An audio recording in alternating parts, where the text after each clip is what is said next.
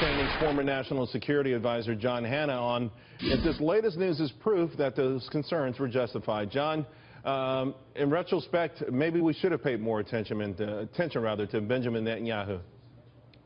Yeah, no, I think that the more we find out about this deal, the longer it's in place, I think the worse it looks for us, Charles. And as the Prime Minister has said, whether or not Iran actually violates the deal, but worse, even if it keeps the deal, this deal does, in fact, put it on a glide path to acquiring nuclear weapons at the same time that it is continuing to escalate its aggressive activities throughout the Middle East to destabilize American interests and American friends in the region.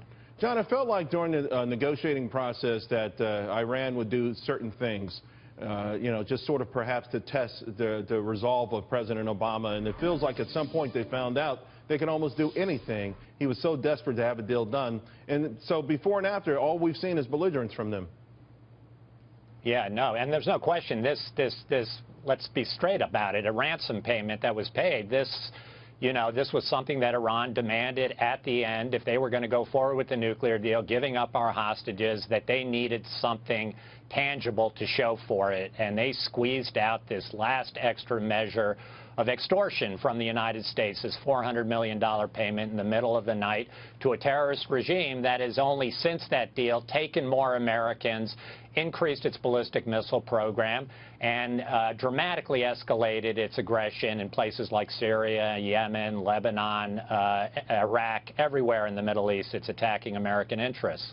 John, real quick before I let you go, something you said a moment ago. Do you think even if there were a President Trump who said, hey, I'm tearing this deal up, you think that Iran would do that? Do you think because they've got this thing signed and dotted and everything else by a President of the United States that they would turn back now? I doubt they turn back. They're determined to get nuclear weapons, Charles. The question is whether a new president can remobilize the international community to understand the dangers and limitations of this deal and really begin to get aggressive again in exercising leverage, not only inside the four corners of the deal, but to combat Iran's aggression throughout the region, its ballistic missile program, its human rights abuses. That's what the job of the next president is going to be.